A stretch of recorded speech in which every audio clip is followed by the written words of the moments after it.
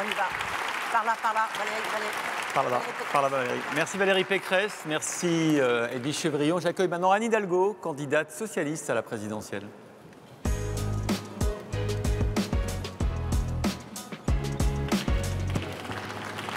Bonjour, vous avez la parole pendant 10 minutes. Merci infiniment. J'ai beaucoup de plaisir à vous retrouver. Je veux remercier bien sûr le MEDEF de cette organisation de débats et d'auditions démocratiques dont on a besoin dans notre pays, et vous dire que je suis très heureuse d'être ici parce que ce lieu, s'il en fallait un pour témoigner de ma détermination, de mon engagement, de mon expérience en tant que responsable politique, en tant que candidate à l'élection présidentielle aujourd'hui, mais bien sûr appuyée sur une expérience et des actes posés, ce lieu qui est le symbole, je crois, de cette énergie de Paris et de cette capacité à travailler entre le monde de l'entreprise et bien sûr tout cet écosystème du numérique et les pouvoirs publics, en particulier la mairie que j'ai l'honneur de diriger. Eh bien, ce lieu est vraiment l'exemple de ces réussites françaises que l'on peut porter très très loin, très très haut à l'international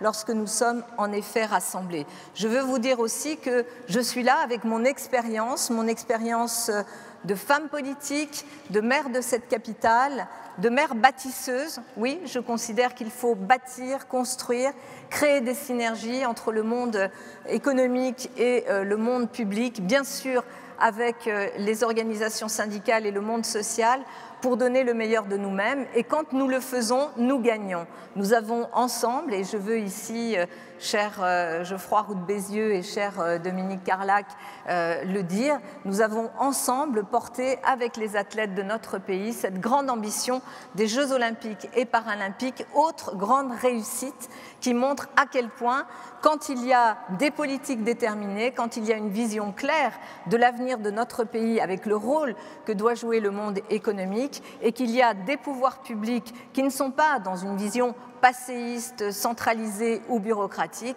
eh bien, on arrive à faire des très grandes choses qui sont efficaces pour l'emploi. Dans le programme qui est le mien pour cette élection présidentielle, tout d'abord, je veux commencer par la création de valeur. Je vous le dis très clairement, vous ne trouverez pas dans mon programme des vieilles recettes qui consistent à dire, eh bien, pour trouver des moyens nouveaux, il faut augmenter la fiscalité. Non, je suis partie d'un point de vue totalement différent qui est créons de la valeur. Créons de la valeur comment ? Par le travail. Il faut réindustrialiser, il nous faut en effet remettre partout, sur tous les territoires, de l'activité avec du travail, avec des emplois, j'y reviendrai tout à l'heure, qui sont des emplois qui permettent aussi à nos concitoyens de vivre. Et pour cela, pour créer cette valeur, je propose 4 odyssées industrielles. Des odyssées industrielles, c'est quoi? C'est à l'image de ce que l'on a fait ici avec cette station F et avec Xavier Niel, c'est de s'investir ensemble, de faire converger les pouvoirs publics, le monde des entreprises, le monde syndical, le monde de la recherche, les étudiants, la jeunesse, pour porter 4 ambitions dans 4 domaines. La première des grandes odyssées que je veux porter, c'est l'odyssée sur la transition écologique et bien sûr en prenant appui sur les énergies renouvelables. Nous devons absolument prendre ce virage, planifier, mais pas une planification bureaucratique, planifier à partir des territoires en engageant pleinement d'ailleurs les présidents de région, qui pour moi sont aujourd'hui et demain les vrais ministres de l'Industrie, et s'engager fortement sur le développement, les filières qui vont être génératrices d'emplois grâce aux énergies renouvelables, grâce à la décarbonation de notre économie. Et d'ailleurs, un exemple très intéressant a été porté par le pacte du pouvoir de vivre, notamment sur la transformation du secteur automobile.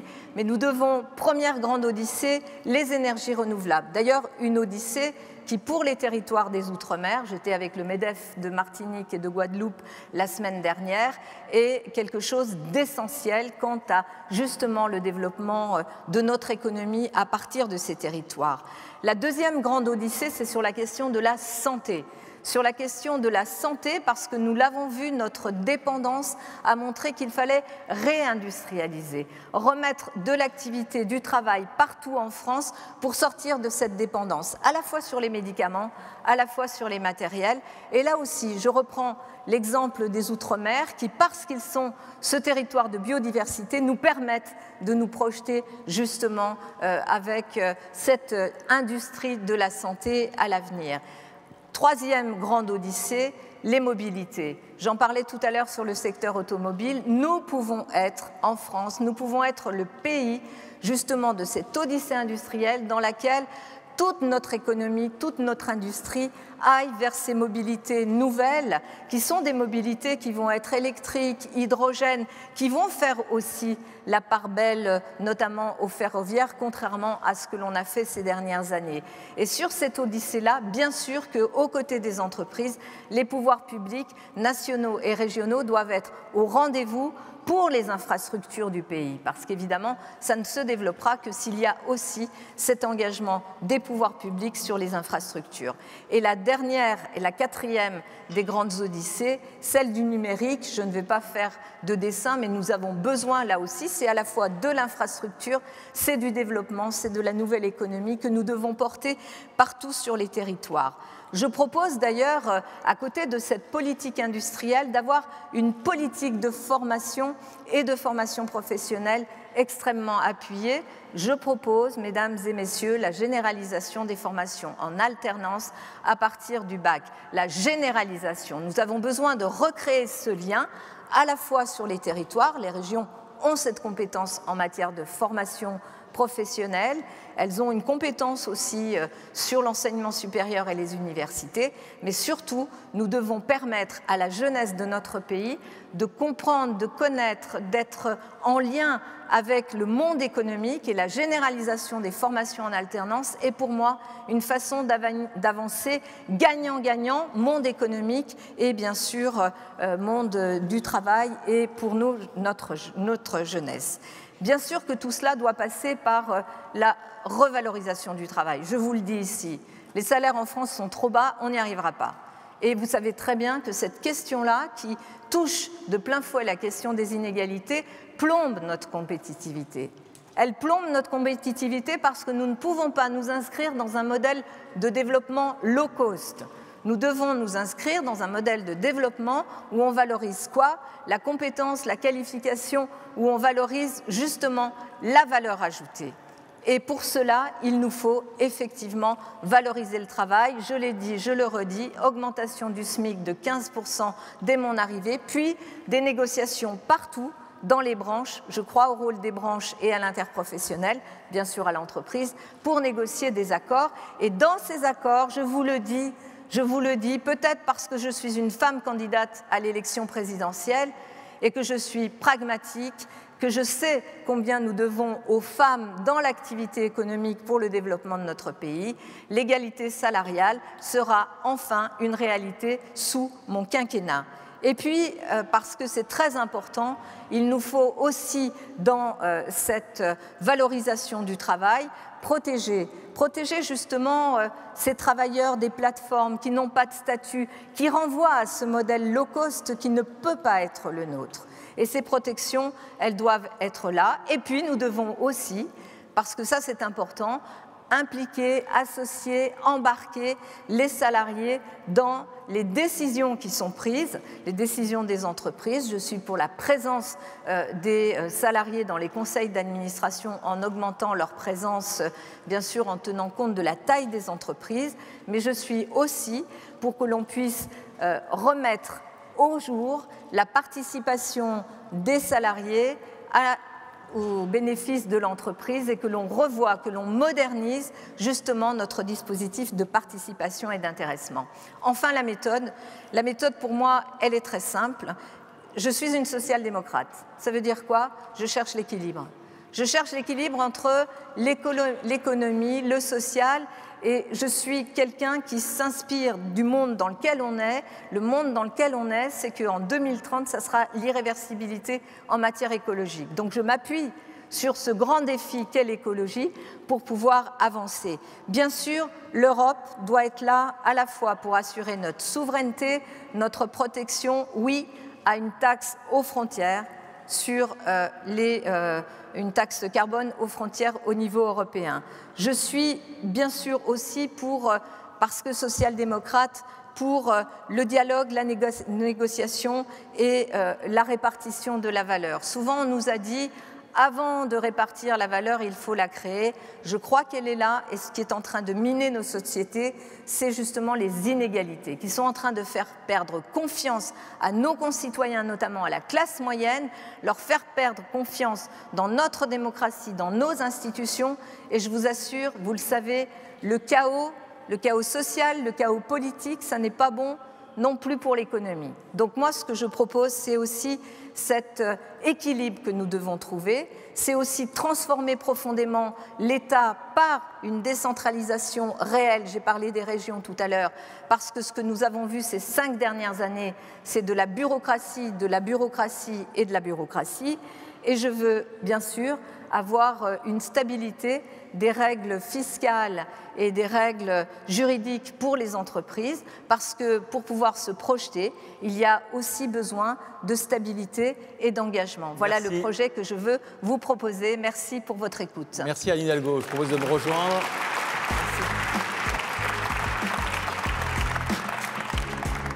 Bonjour madame, on va donc répondre aux questions de la salle, aux questions aussi des auditeurs et téléspectateurs. Vous pouvez toujours vous connecter sur laref.org et vous aurez accès à la plateforme de dialogue qui est relayée ensuite sur cette tablette. Et puis, si vous regardez BFM Business, il y a un QR code qui apparaît.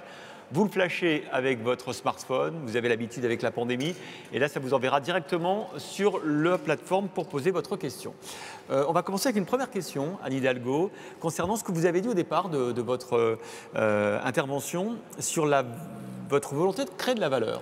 Et vous avez dit une phrase importante, je ne vais pas augmenter la fiscalité pour trouver des moyens nouveaux, mais on va créer de la valeur par le travail. Or, me dit effectivement cet intervenant, dans votre programme, je crois que les chiffres sont exacts, vous proposez un ISF vert de 5 milliards d'euros et aussi d'augmenter l'impôt sur les grandes successions, ce qui pourrait rapporter 8 milliards d'euros. Est-ce qu'il n'y a pas une contradiction à annoncer 13 milliards d'euros de nouvel impôt alors que vous nous avez dit tout à l'heure que vous ne vouliez pas augmenter la fiscalité ? Je parlais notamment de la fiscalité des entreprises et de ce qui permet aux entreprises d'avancer. Par exemple, je ne changerai rien sur la question des impôts de production, mais je ne les allégerai pas plus parce qu'on a besoin aussi, disons-le par exemple sur les impôts de production, qui viennent pour beaucoup accompagner l'effort des collectivités locales en matière d'investissement et d'infrastructure. Il faut qu'on arrive à trouver le moyen aussi du financement de ces infrastructures. Mais je ne change pas cela. Je ne touche pas la fiscalité aujourd'hui, l'impôt sur les sociétés. En revanche, oui, puisque le projet que je porte est un projet qui vise à rééquilibrer, à remettre de la justice dans un monde où les injustices, je le redis, sont en train de miner et notre pacte républicain et aussi notre pacte social. Donc oui, rétablissement de l'impôt sur les grandes fortunes, c'était, je pense, une erreur totale de le supprimer parce qu'il aurait pu servir justement à alléger, à contenir l'augmentation de ces inégalités. Pour moi, le rétablissement de l'impôt sur la fortune en le fléchant sur notamment l'accompagnement de la transition écologique, c'est quoi? C'est par exemple utiliser ces 5 milliards d'impôts sur la fortune pour par exemple financer l'accompagnement de ces mesures individuelles pour permettre une mobilité individuelle à des femmes et des hommes qui aujourd'hui, par exemple, habitent dans des territoires ruraux, ne peuvent pas acquérir un véhicule électrique ou hydrogène parce que c'est trop cher à l'achat.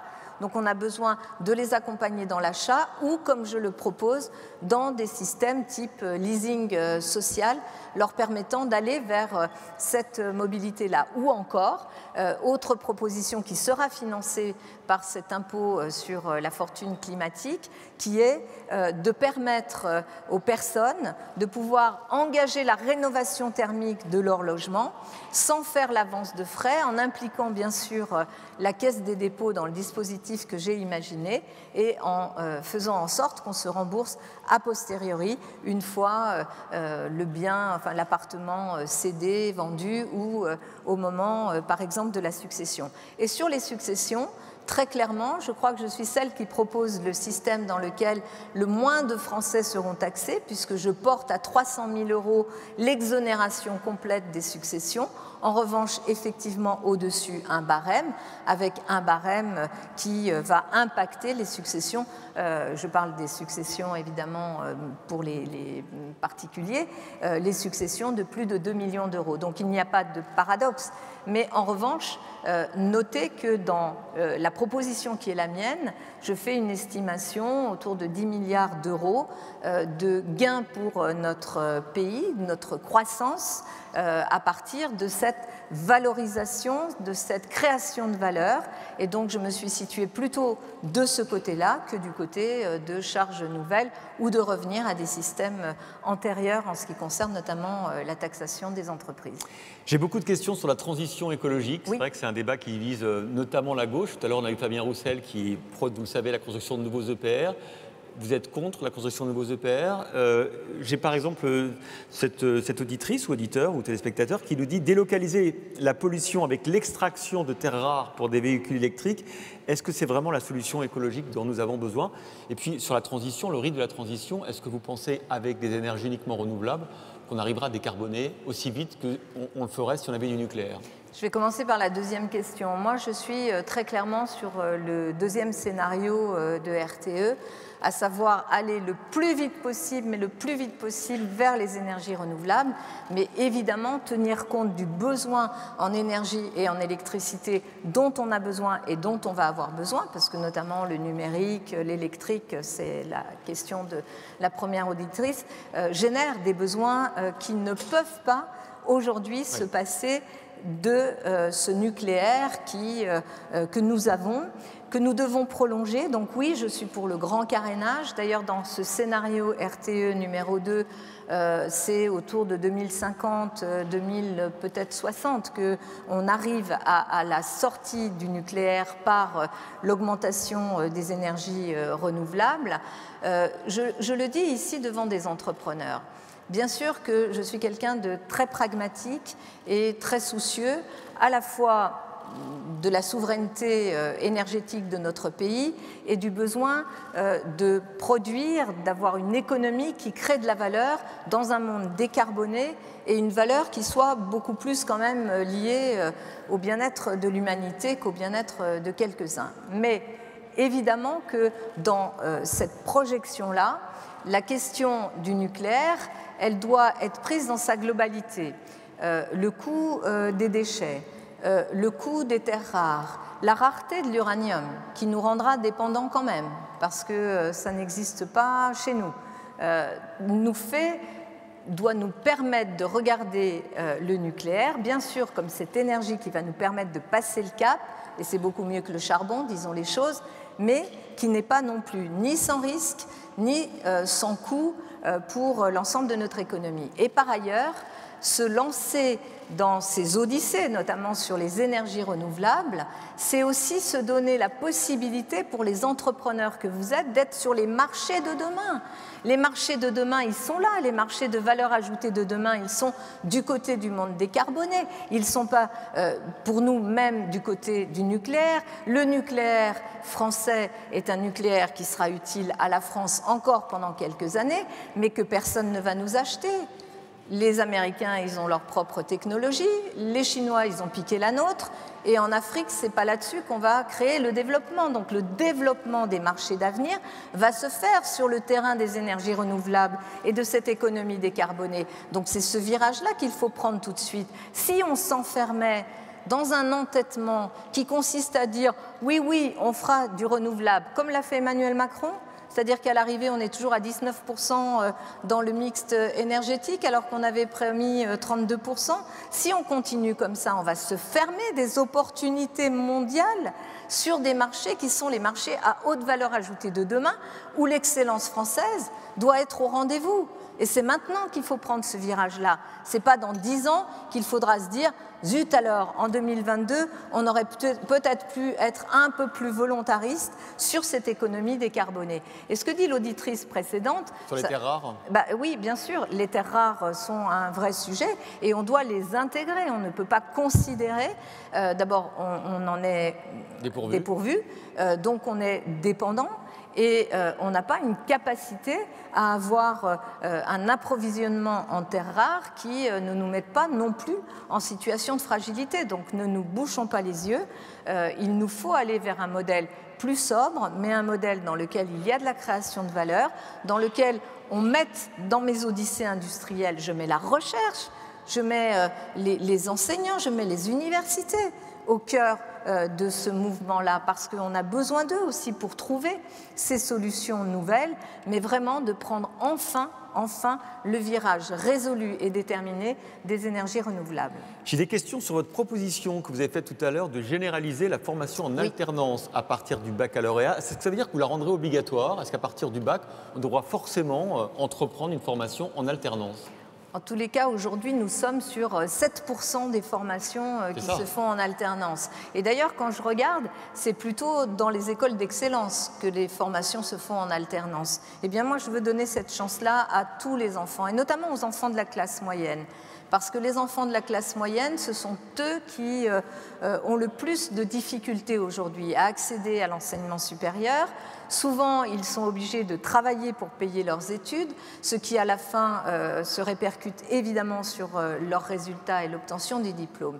Et je pense que pour les entreprises, offrir la possibilité à un nombre de jeunes, je ne vais pas rendre obligatoire, vous savez, moi je crois plus à la force de l'impulsion, de la détermination, à se fixer des objectifs par la négociation nationale et par les négociations territoriales, parce qu'il faut impliquer les régions dans cette négociation-là, mais c'est une chance inouïe pour nos jeunes que de pouvoir se former, obtenir un diplôme, tout en ayant ce rapport au monde professionnel qui va leur permettre d'apprendre, de comprendre. C'est aussi une façon de dire qu'il y a plusieurs façons d'apprendre, d'acquérir des connaissances et des compétences, qu'on peut les valider, qu'on peut les valoriser et qu'à l'arrivée, elles ont la même valeur. La valeur de quelqu'un, c'est ce qu'il fait, ce qu'il entreprend, ce qu'il transforme, ce qu'il génère autour de lui. Et non pas le type de diplôme qu'il a eu au départ, souvent parce que le déterminisme social fait que on a plus de chances de faire une grande école et d'avoir une carrière de cadre et de cadre supérieur et de cadre dirigeant quand on sort soi-même d'un milieu où on est déjà entouré socialement de ces personnes. Donc il faut vraiment, enfin je vous le dis, et là on aura besoin de vous, j'aurai besoin de vous, de toutes les entreprises, pour aller vers cette généralisation de l'alternance. Bien sûr que le modèle, pour moi, c'est l'Allemagne, à la fois du point de vue de la généralisation des formations en alternance, à la fois aussi du point de vue de la territorialisation et de la régionalisation, parce que c'est ce qui nous permettra d'avoir des grandes entreprises, des champions à l'international, mais aussi des ETI, mais aussi des PME et tout un réseau d'artisans et de petites entreprises qui contribuent évidemment à la richesse de notre pays. Alors, puisque nous sommes à Station F, dans un incubateur de jeunes pousses, et que vous avez d'ailleurs vanté l'écosystème de Station F tout à l'heure et de la French Tech en général, j'ai deux questions. Que feriez-vous pour continuer ou à augmenter l'investissement des fonds étrangers dans les startups françaises? Et deuxièmement, quel est votre point de vue sur les crypto-monnaies, les NFT? Pour l'instant, il y a un seul candidat qu'on reçoit tout à l'heure, d'ailleurs, qui a pris position sur ce sujet. Est-ce que vous allez le réglementer? Est-ce que vous allez lever la fiscalité sur les cryptos? D'abord sur cet écosystème, bien sûr qu'il faut qu'il puisse y avoir de l'investissement étranger, mais moi je suis quand même pour qu'on essaye de créer de la valeur, d'avoir des fonds ici en France. Quand je me suis battue, parce que tout ça s'est fait un peu en même temps, hein, vous savez, on est ici Station F, c'était une halle ferroviaire. Il y a eu ce génie de Xavier Niel de proposer le plus gros incubateur au monde, mais ce plus gros incubateur au monde, quand il nous l'a proposé à la fin des années, vers 2010-2012, quand il nous l'a proposé, c'était une grande innovation et il ne pouvait pas le faire tout seul. Il fallait aussi qu'il y ait les pouvoirs publics. Nous, on a accompagné et j'ai accompagné cette innovation parce que pour moi, c'était très important que depuis ici, Paris, capitale de la France, on puisse montrer au monde entier qu'on était sur cette économie du numérique des champions et qu'on était capable de fournir des champions. Donc il faut qu'on fournisse des champions français. Bien sûr qu'on est dans une économie ouverte et qu'il faut pouvoir attirer les fonds, les investissements étrangers, mais je vous le dis, pour moi, il y a quand même aussi un rôle, ne l'oubliez jamais, des pouvoirs publics dans l'investissement sur les infrastructures et sur l'accompagnement des entreprises et du monde économique qui est indispensable. Je vous le dis parce qu'en ce moment quand même, les budgets des collectivités ont été totalement verrouillés puisqu'elles ne sont pas accompagnées dans les dépenses qu'elles ont dû mettre en œuvre pour cette crise Covid, y compris les dépenses pour soutenir le tissu économique local, et que donc la question de l'investissement des collectivités locales est en cause. Et s'il y a ici du secteur du bâtiment et des travaux publics, vous le savez très bien, secteur du bâtiment et des travaux publics, quand l'investissement public s'effondre, c'est le reste qui s'effondre. Donc on voit bien la complémentarité, non pas la substitution.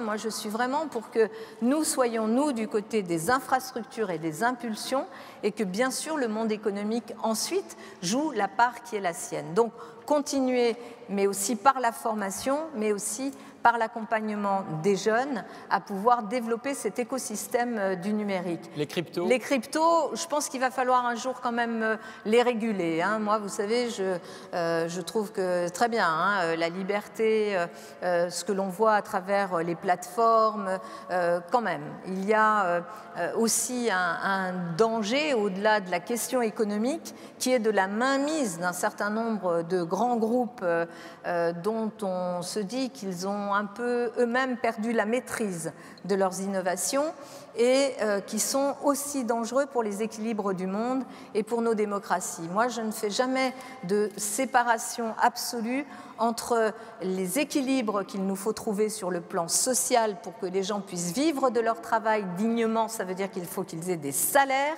que le travail que je veux valoriser soit reconnu comme permettant à chacun de pouvoir élever ses enfants, se loger, se nourrir, vivre avec une perspective qui soit une perspective positive, un équilibre social, qu'on prenne la question environnementale comme un sujet majeur, moteur de cette nouvelle économie décarbonée que nous devons, nous les Français ici, nous devons être les champions.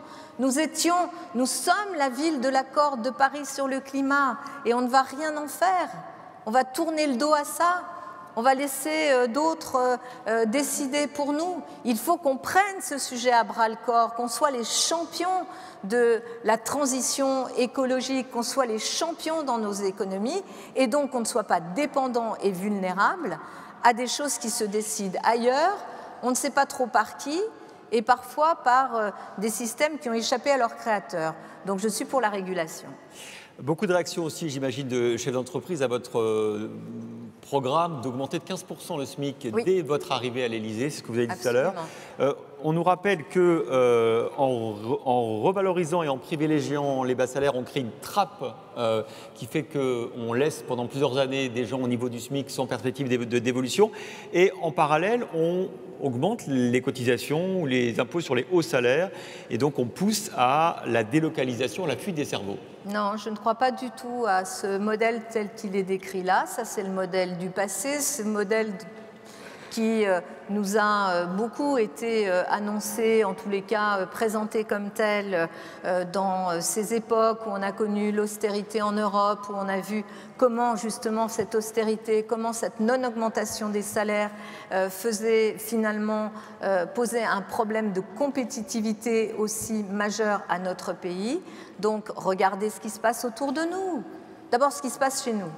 Est-ce que vous croyez qu'on va pouvoir continuer à vivre comme ça, avec des salaires aussi faibles, avec des gens, et vous êtes tous les jours, il y a des secteurs entiers, là je vous vois présents, des secteurs entiers qui sont en recherche de main-d'œuvre, de qualification, de capital humain, de ressources humaines, et les gens vous disent quoi? C'est pas assez payé et les conditions de travail sont déplorables. Alors il faut régler ça. Et il faut que le travail soit aussi quelque chose qui donne envie, qui ait du sens. Les jeunes générations qui arrivent sur le marché du travail, qu'est-ce qu'elles vous disent? Je veux un travail qui ait du sens. Et vous croyez qu'on va s'en sortir avec ces discours-là? Regardez ce qui s'est passé en Grande-Bretagne, l'augmentation du SMIC avec le Brexit. Regardez en Allemagne, regardez en Espagne. Est-ce que ça leur fait perdre de la compétitivité d'augmenter les salaires, d'augmenter le SMIC? Non, c'est du rattrapage. Je vous le dis, si les 10% des salaires les plus élevés n'avaient pas augmenté 10 fois plus vite que les 10% des salaires les moins élevés, il n'y aurait pas de rattrapage à faire. Donc on va le faire, parce que c'est ça qui redonne de la confiance et qui peut remettre de la cohésion sociale dans le pays. Et après, pour qu'il n'y ait pas de trappe à bas salaire, eh bien évidemment qu'il faut qu'il y ait des négociations de branches. Je crois au rôle de la branche. La branche, elle a été inventée par les partenaires sociaux pour réguler aussi les conditions de production et de dumping social dans un même secteur d'activité. Donc il faut aussi s'en souvenir. Et je crois aux négociations de branche, je crois à l'entreprise, mais surtout je crois à un système dans lequel on sort de cette idée que c'est par le low cost, par les bas salaires, qu'on va permettre à notre pays de s'en sortir. Je vous renvoie à une étude passionnante de l'OCDE de 2019, qui raconte quoi? Que quand les classes moyennes perdent confiance parce qu'elles n'arrivent plus à vivre de leur travail et qu'elles perdent confiance parce que c'est trop dur de se loger, parce que le salaire ne permet plus de se loger, parce que c'est trop dur d'emmener ses enfants dans l'enseignement supérieur, qu'est-ce qui se passe? Eh bien, ce sont nos systèmes démocratiques qui s'effondrent. Et un système démocratique qui s'effondre, ça ne permet pas la prospérité d'un pays. Vous le savez, vous êtes des femmes et des hommes engagés dans vos entreprises. Et vous voyez très bien qu'il faut de la motivation, qu'il faut de l'entraînement, qu'il faut aussi du partage. Bien sûr, reconnaître le risque et la valeur de ceux qui créent l'entreprise. Et dans ma famille, j'ai beaucoup de créateurs d'entreprises. Et je sais ce que c'est, cette prise de risque. Et pour moi, elle est très importante. Mais je sais aussi que cette prise de risque-là, elle doit se faire en rétribuant, bien sûr, la prise de risque, mais en tenant compte aussi de ceux qui contribuent à la valeur de l'entreprise qui est celle dans laquelle vous évoluez. Merci Anne Hidalgo. Merci à vous. On arrive au terme de ce débat. Merci.